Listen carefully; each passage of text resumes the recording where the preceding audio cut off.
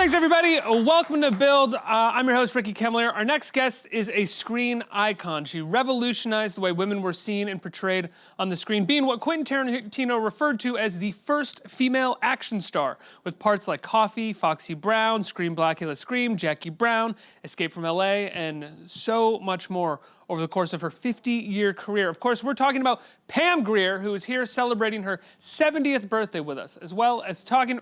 There we go. I think I just heard like one or two yeses. Let's give her a round of applause. She's like an amazing 70 years old. And she's also going to be talking about brownsugar.com, a new streaming site that's like Netflix, but blacker. Let's take a look. You probably didn't notice, but something's different about me. Even with the beautiful cars and fast women, there was something missing in my life. Then I found Brown Sugar. Now I stream the biggest collection of the baddest movies, from Foxy Brown and The Mac to Superfly, Shaft, and I take the action everywhere. I can watch Hell Up in Harlem with Fred Williamson in The Office. That dude will blow you away. Or Coffee with Pam Grier in the Den. That chick's badass. It's Polyester Wishes and Cadillac Dreams, baby. Try a week of Brown Sugar free on your phone, tablet, or computer. Stream the biggest collection of the baddest movies. Just download the Brown Sugar app now from iTunes or the Google Play Store, or go to brownsugar.com. You dig? Brown Sugar. Just like Netflix, only blacker. Everybody, please welcome the one and only Pam Grier. Thank you. Hi. Hola. Hola. Shalom, baby. Thank you so much for being here. Happy effing birthday, 70 years old. That's incredible. I'm gonna be 70. That is incredible. Yeah. You know, you get older, you get bolder. How do you feel? I feel great. If you wake up breathing, you're gonna have a good day, right? Right? That's my bar. So And you're as busy as ever, it seems like, as well, right? You've got a biography that you're adapting for the big screen that's casting people. You're in Bless This Mess tonight. Right? Right? Tonight The at show. 8:30 with Dak Shepard, Lake Bell, and Ed Begley Jr. and Palms. Yeah, and you're in Palms with Diane With Keaton. Diane Keaton. We were separated at birth. Really? We're crazy. I swear, she's wonderful. I always wanted to work with her. You were always a big fan of Diane Keaton? Yeah, and in this I get to play, I think I'm a Laker cheerleader, but she always wants me to be collegiate and straightens my leg out. My legs just don't straighten out. You know, I'm a Laker cheerleader, you know, so it was fun. It was a lot of fun doing that. What was it like working with Diane Keaton? Well, let me tell you, like I said, she's very talented and very earthy. You just, I wish she would, you know, do more, but she has a family. But when you're around her, she's so likable. She's so grounded. And so that was cool. Yeah. That was cool. You know, what is it like? You strike me as a person who doesn't look back that much, who's moving forward, is doing projects all the time. You're celebrating your 70th birthday, but people love these legendary roles that you have and are constantly wanting to talk to you about them. What is that like for you? Do you like talking about those old roles? I do. I do look back because that's my research, that's my history, that's my narrative that has been overlooked in history books. You know, my family's from the Black West. They're from the Underground Railroad. My great-grandmother had a hotel for the African Americans and Asian workers to stay in her hotel, and she was a sugar beet farmer, a single mom. And my granddad taught all of us girls how to hunt, fish, and shoot, which I brought to film. You know, there's a whole wealth of narrative stories and histories that are exciting and new and fresh, and that we go, oh, yeah, that's my family. That's who we are. That's how we became courageous, is because of their courage and their purpose and their, you know, just being a frontier, the first person out or the first person to survive. So I enjoy going back. And if you talk about blaxploitation, there had been a dozen films of black culture, pop culture, produced before I stepped in a man's shoes. And when I stepped in the man's shoes, oh, the woman, she has to protect herself. Men can't protect her, so it became blaxploitation. Because a man can't lure men by, you know, taking their clothes off, or inviting them to dinner, or cheating them. A woman, she's a matahari. She has to beguile. She has to use certain things, her wit, her sexuality against men, you know, to nail them. and win. And so she used various aspects of her being to win the game. And it is a game. Yeah. You can't deny it. It's, you know, there's a culture out there that is like, it's gangster. And you got to figure out how to win. And in various cultures, we're not monolithic. So yeah. The fact that I was an Air Force brat, urban, rural upbringing, I could bring a lot to the film, to my work. And you think that it wasn't really referred to as exploitation or black exploitation Not until at women all. became the center of it? Not at all. Everyone worked. We got in the unions, and women were able to. We're going to use everything we got to win. How did you? I mean, from the West, from Colorado, how did you make your way out to acting? How did that happen? I was a poor, starving film student, transferring from Metropolitan State. I was putting myself through school. I wanted to get into UCLA Film School, and it was too expensive. I drove out. Oh my God! And the family. Well, it was a raggedy ass car, and what year was this? This was 70. And you have to wear a kidney belt or you bleed. You have to stop and rest your kidneys every 2 hours. So it was a rough trip, I'll tell you. Well, you're a starving student. You'll drive anything. You know, you're going to work 5 jobs to get into school. So that's how I began. And my first job, which, thank God I decided to take on a job after my 3rd attack. I was attacked at 6, sexually attacked, and then at 18, and then that was a part of the Me Too. Right now, it's about time. And the 3rd attack, I just said, you know what? I do want to take this job with Roger Corman. And I was working 4 jobs and making $150 a week net. And he said, you'll make $600 a week. And I went, okay, I'll take it. But you can't fire me. And I did my first film in the Philippines because I wanted to find out who I was as a woman. Being alone, independent, learning, living, being independent, and finding out, do I really want to be in the film industry? And so all those films that I did back in the day, all the way up to a 3-picture deal, the first in Hollywood, are on this app, brownsugar.com, and it's a wonderful app. And my mom couldn't afford to see my films. She couldn't afford to see Shaft, or even Cleopatra Jones and Tamara Dobson. The late Tamara Dobson was one of my dear friends, and we were building our audience to start out with buddy pictures. And my mom and all her friends, my mom's 90. And she was an ER nurse and took care of 6 kids by herself. And I used to iron clothes. I used to cut grass for my college. I used to babysit. Instead of just, there'd be one formal during the, a holiday or an event, and I'd have maybe 1 or 2 children. I'd have 10 or 20 sleeping on every sofa, every chair, making money for college, for school. So I was enterprising. And I saw how hard my mom worked as a single mom. And back then, it was the women's liberation movement, headed by Gloria Steinem. And I wanted to be a part of that. My grandfather, Daddy Ray, taught all of us how to hunt, fish, and shoot, all the girls. I can take the boat out. I know what kind of, test a line to use if you're fishing for catfish or trout. I could tie flies. There's things that you could do that in a rural area, it's not gender biased. I mean, if you can drive the tractor, fix the fence, do things, then you're respected.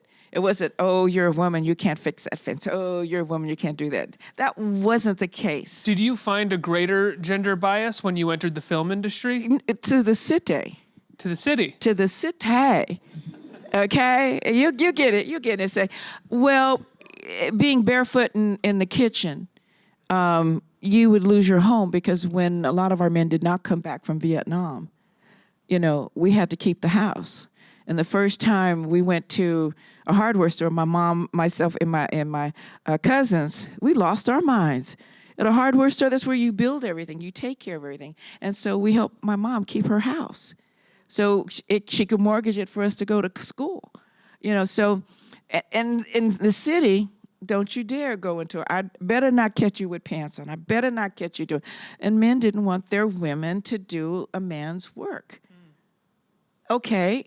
All right, so if you don't give us equality and vote for women's equality and pay and opportunity, And my uncles and cousins, they come, well, I need some tires or, a hot water heater. Y'all know, they're testifying, aren't you? We take care of our family when we get some change, a tax refund and stuff like that, some residuals.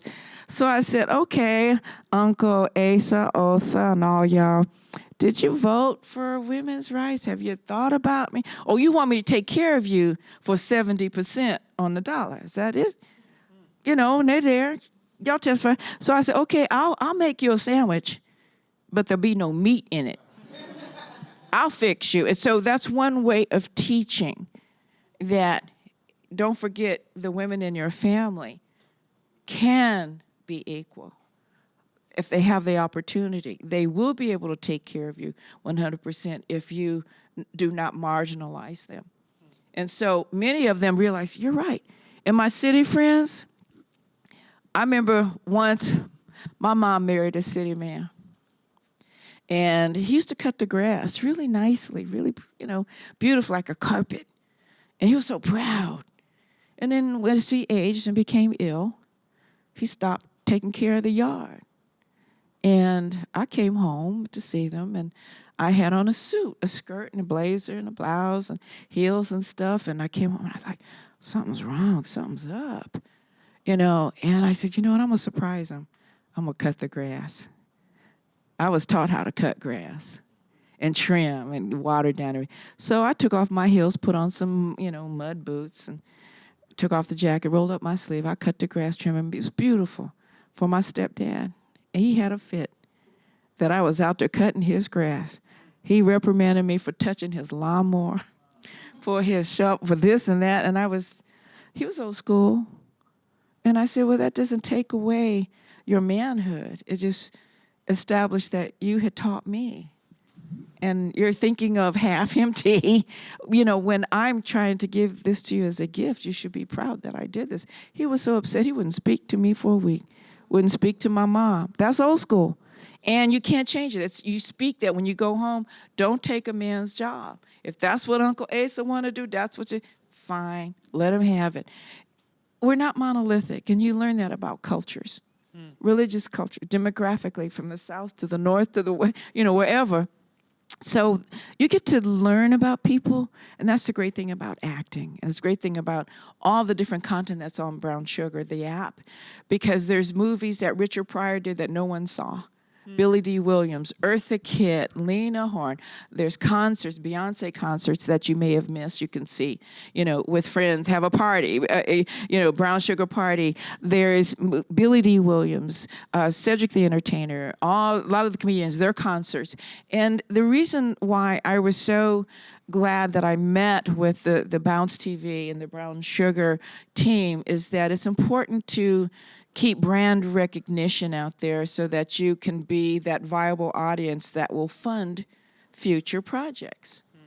And continue to establish and show cultures and narratives that have been overlooked. And you think you just invented it, and no, it was there all the time. It's just that you're moving so fast, you forget that there was a Black West, that there was Mary Fields, the Black female stagecoach driver that I've been trying to get done for 20 years with Annie Oakley and Calamity Jane. She's a real character that Gary Cooper wrote about. And he was on the cover of Ebony magazine, 1962. He wrote about her. He was 8 years old. She was in Montana. She was 80. And she was the most prominent, successful stagecoach driver because she looked crazy.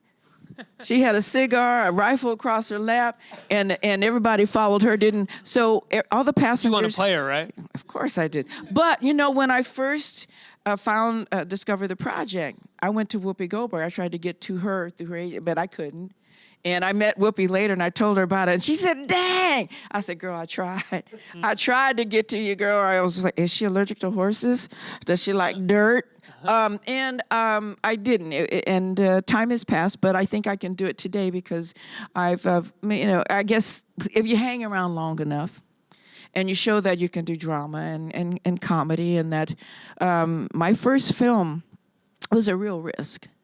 The Roger Corman one. The Roger Corman. How did you get that film? How did you audition? I did not audition.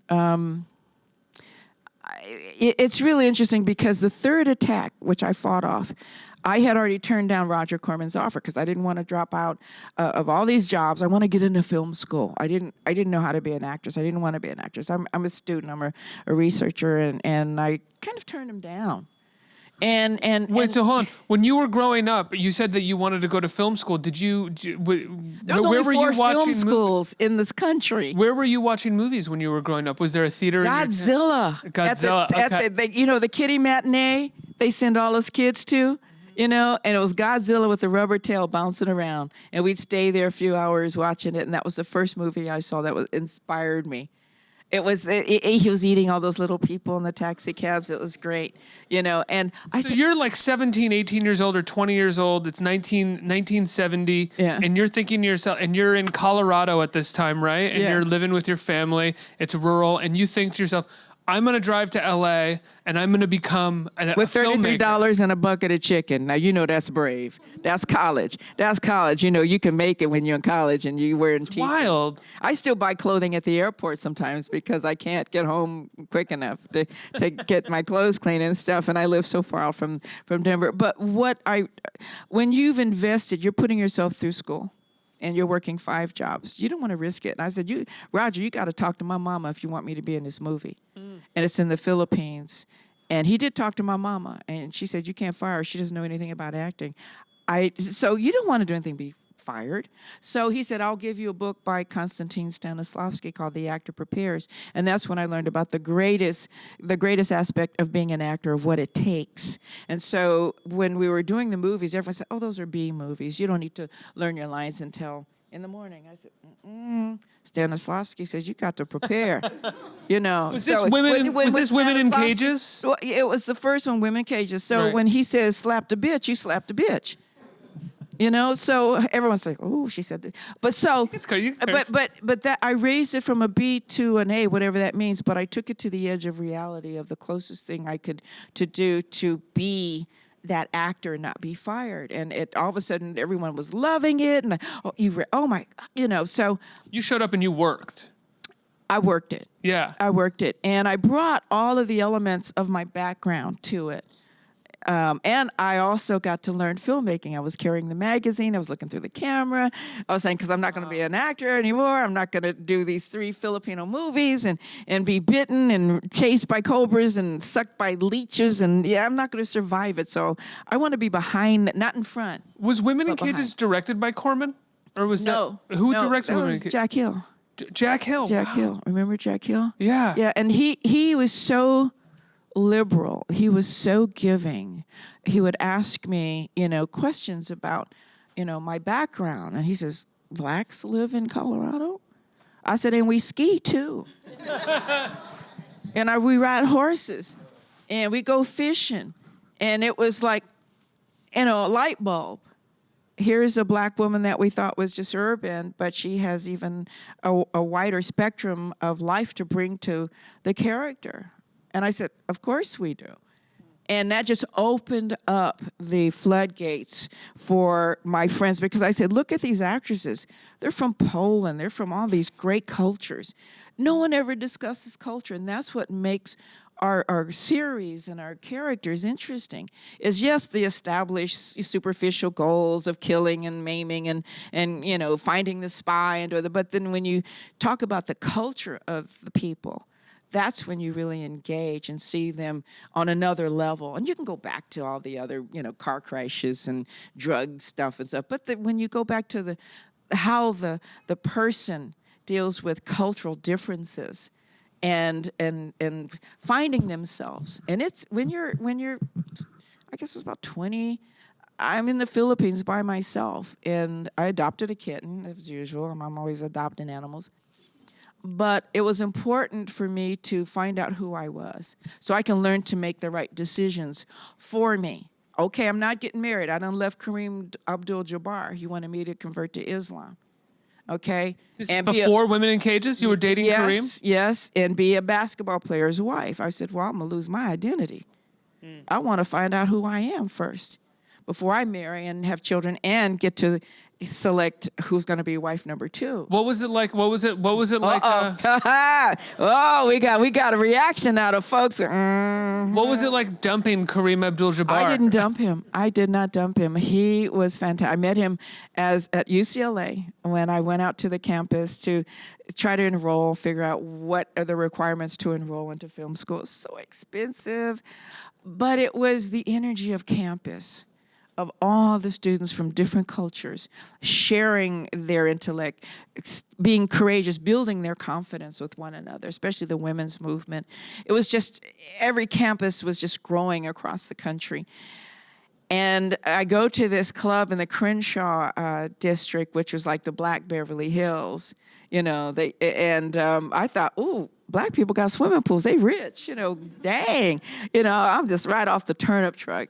And he sees me at this club where the Commodores played, and literally, and I had on my one blouse, my one skirt that I had at this reception job. I had that, and I had literally gone to there. I was told by these film students when I saw them packing their truck up. I said, and they said, "Come along, you'll be crew, and you're new in town." Yeah. Have you ever been to the Crenshaw district where a lot of whites loved R&B and weren't called nigger lovers? And a lot of whites at the time would go to, you know, to see James Brown, and the blacks liked rock and roll. And they weren't called Uncle Toms. It was the freedom of the civil rights movement and Woodstock and the liberation movement, arts. We were just exploding with exploration of one another's culture. So they said, I should go there. And I said, okay, so let's do. We went there, and everybody's jamming to the Commodores. Everybody's, you know, it's just cool. And then there's this tall man in the corner with shades on in a club and a cane. I went, okay, this is some old school.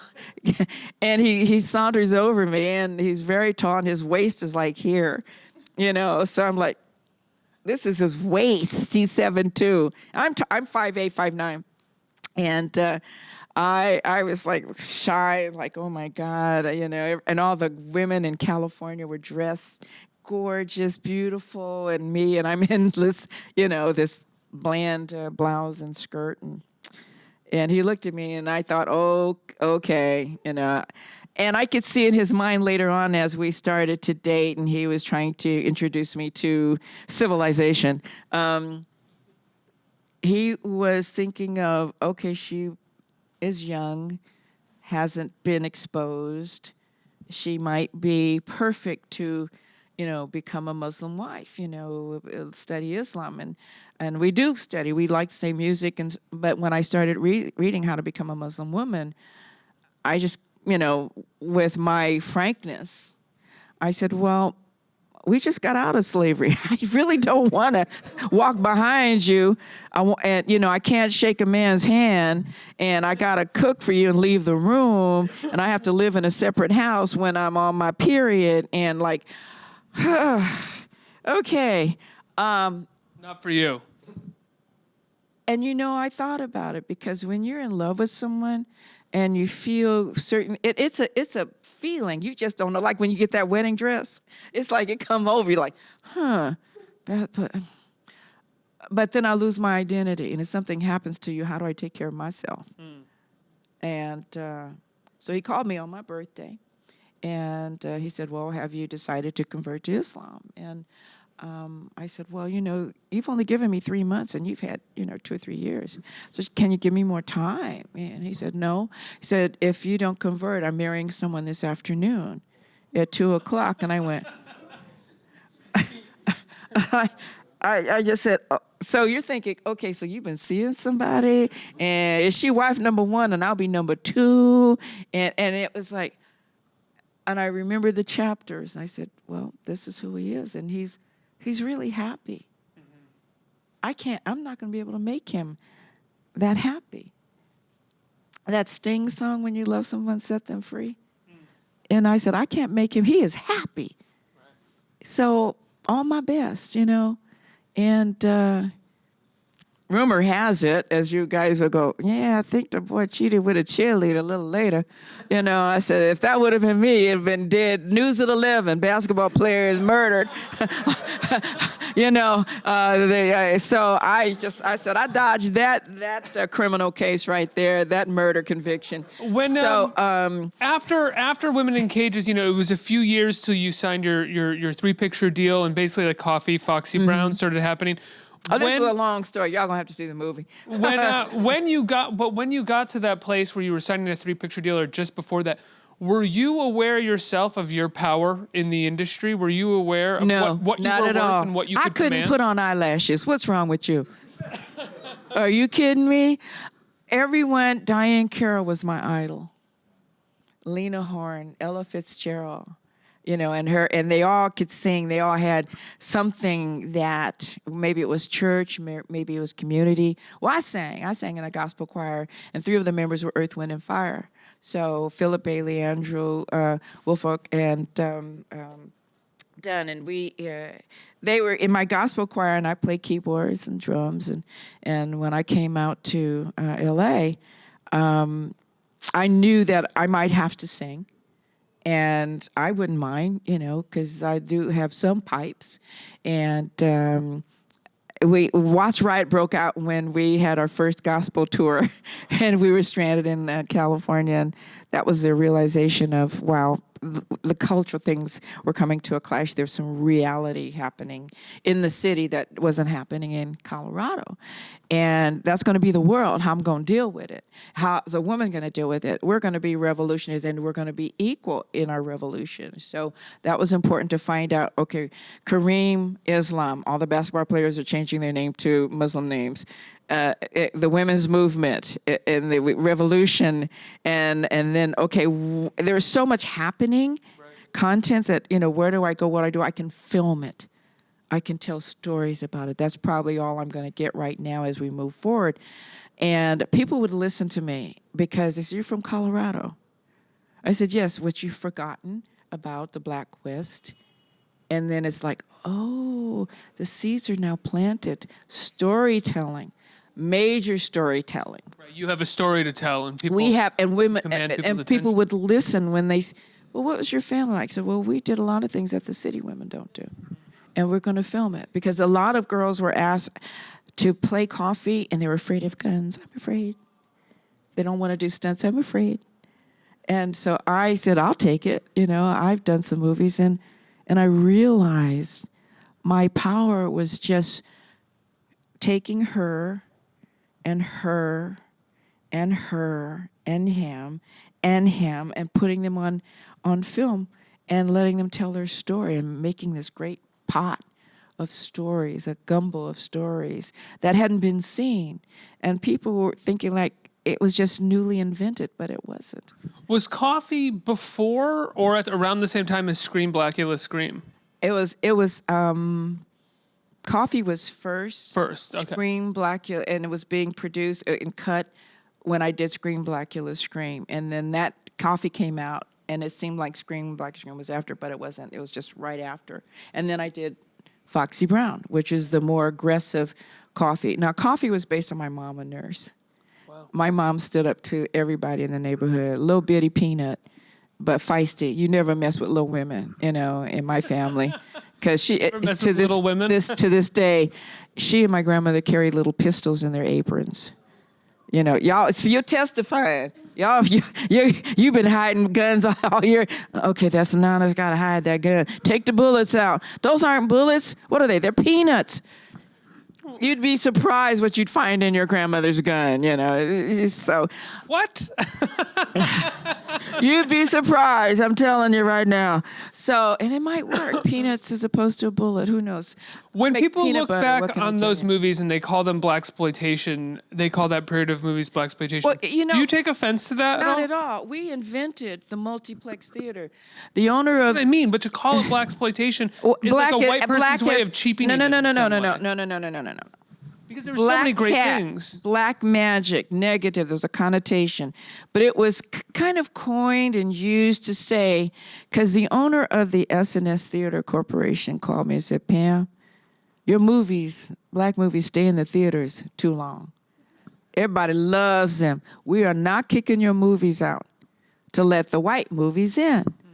Because our folks were so starved for images and just loved the music. It was a celebration at the theater. We talked to the screen. We jumped up through popcorn. We had, it was an event. And it stayed in more than 1 week, which they expected. It would stay in 4, 5, 6 weeks.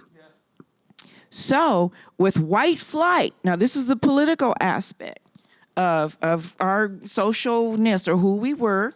We've changed. We all moved back. We live next door. The suburb was where all the people had disposable money to go see movies. They left the cities to go to the suburbs. There were no theaters in the suburbs.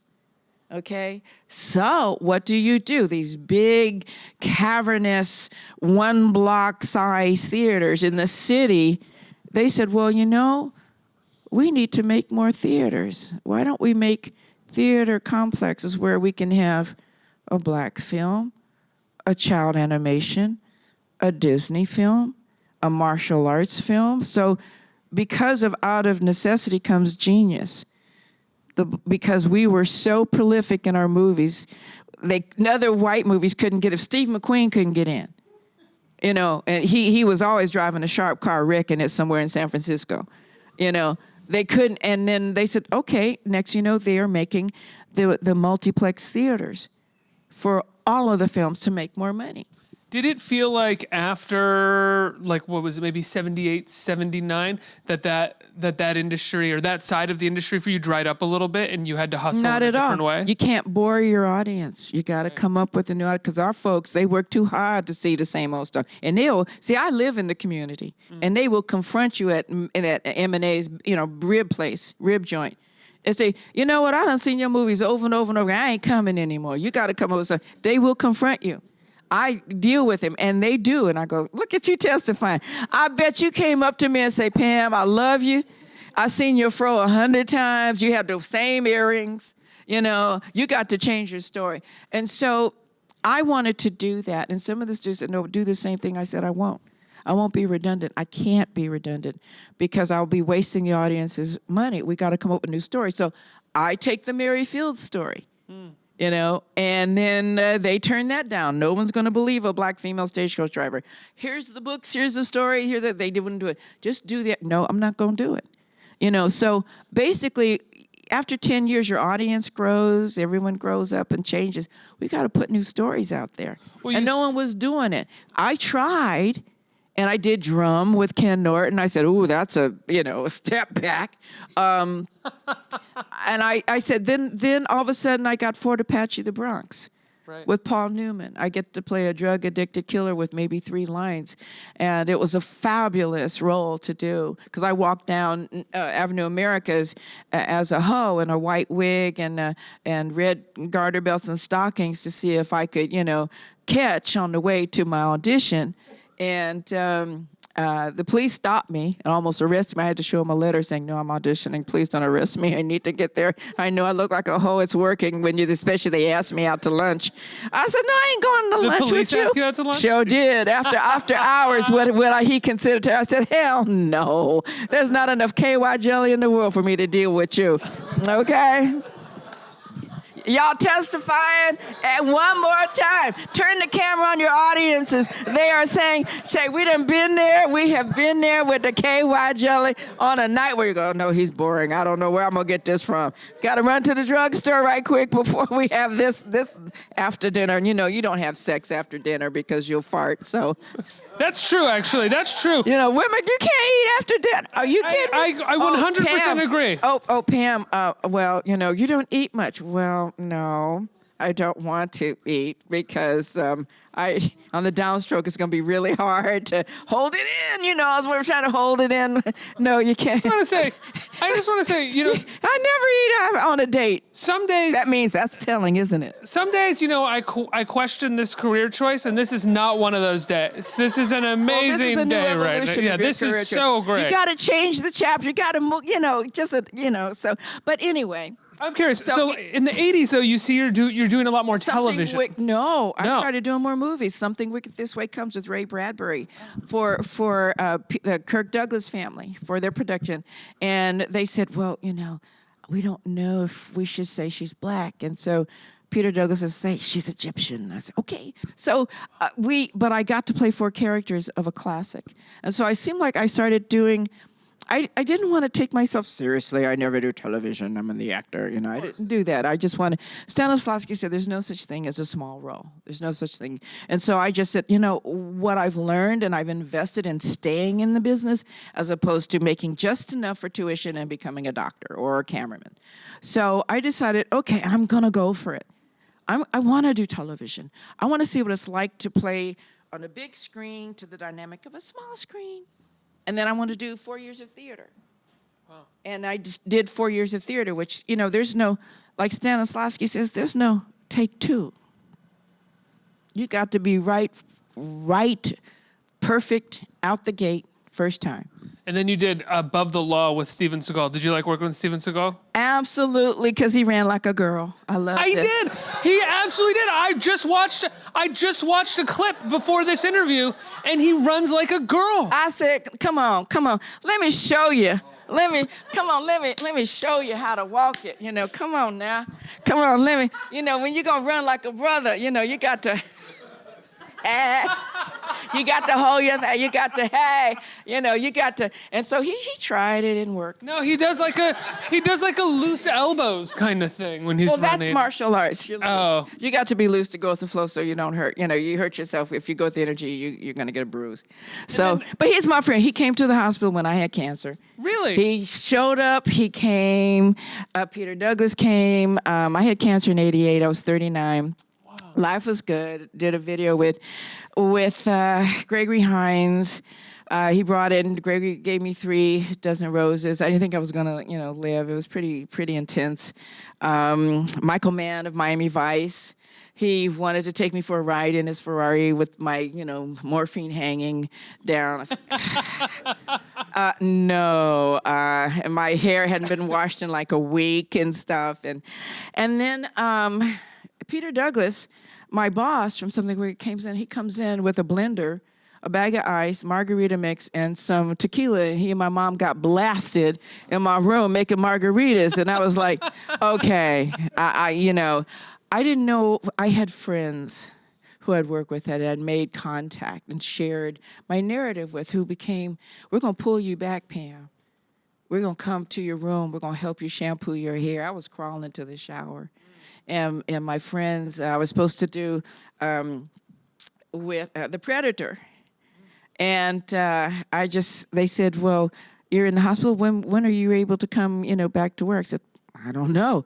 And I was because I just met with the director, and they really wanted me to do it. Well, I said, I don't think I'll be able to do it or remember lines, so I'm good. And my doctor told me to do my will, prepare my will, and do everything, all of that.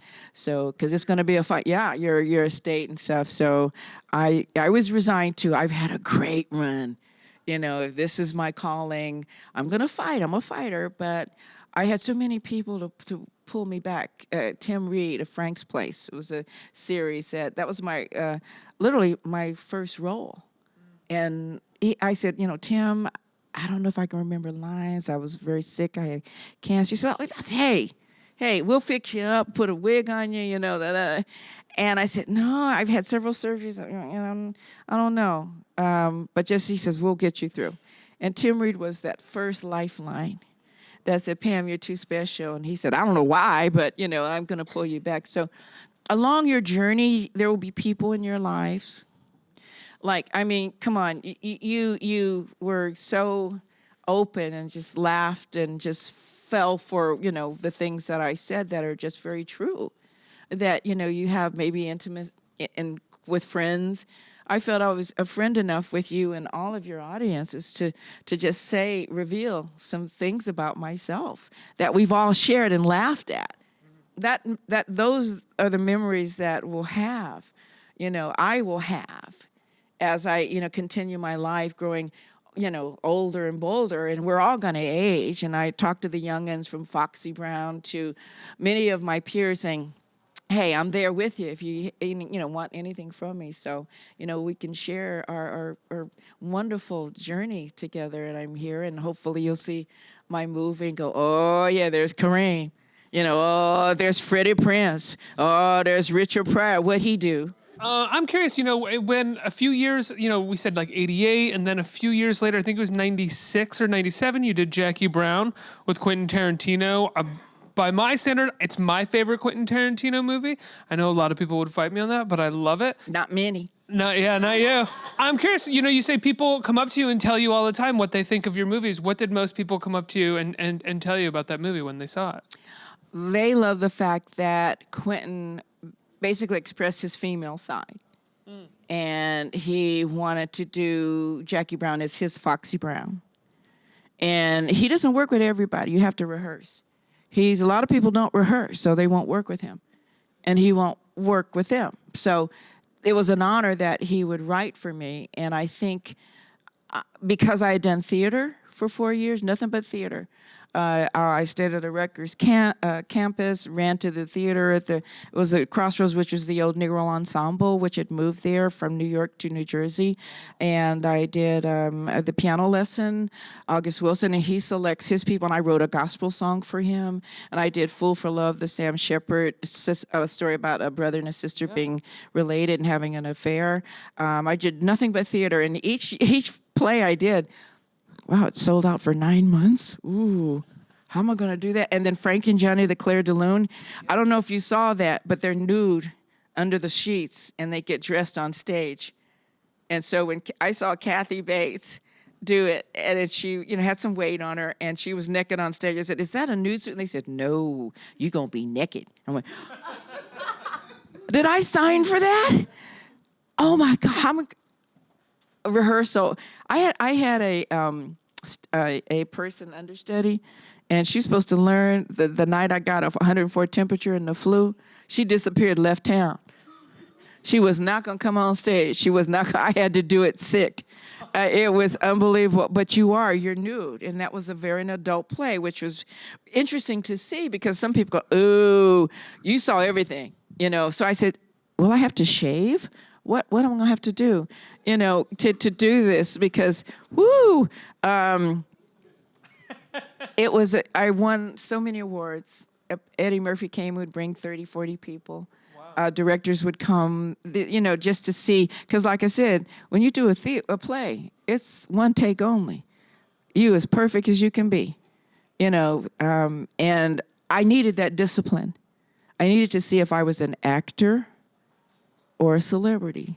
Did you not feel like an actor before that? Did you feel? Oh, I knew I was an actor. Yeah. When you do Fort Apache, the Bronx, and you're doing your research on 9th and 10th Avenue on drug addiction and women doing Johns in their cars and things like that, and talking to women, interviewing, doing your research, sometimes you just want to okay, I can't do this anymore. And then you go, I can't. I got to represent this person with the most honorable representation that I can possibly pull out of me and not be afraid and run away. So I felt I had the scars, and I had enough scars to give to my audience.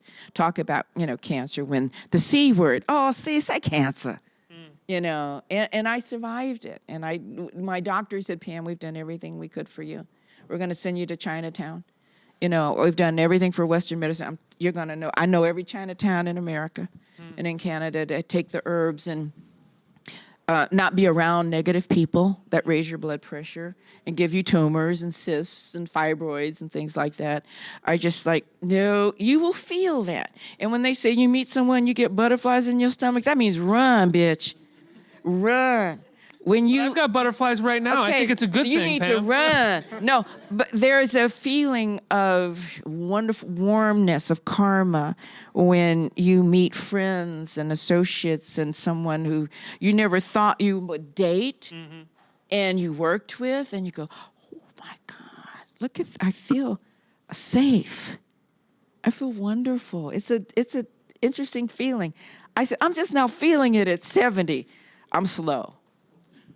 I'm slow. I met someone that I think that is, oh my goodness, I don't, now, you got to meet my mama. Oh, shoot. But there were times where the butterflies were telling me, this is not good. Yeah. You're wasting your time. It's going to be dangerous. But if you're feeling good at 70, I think that's pretty amazing thing. And I think, I just want to say. Hey, better late than never, huh? Right? Absolutely. I want to say happy birthday, Pam Grier. I want to say go to brownsugar.com. I want to say happy 70th birthday to Pam Grier, everybody. Give her a round of applause. Wow. Thank you. Thank you. Thank you.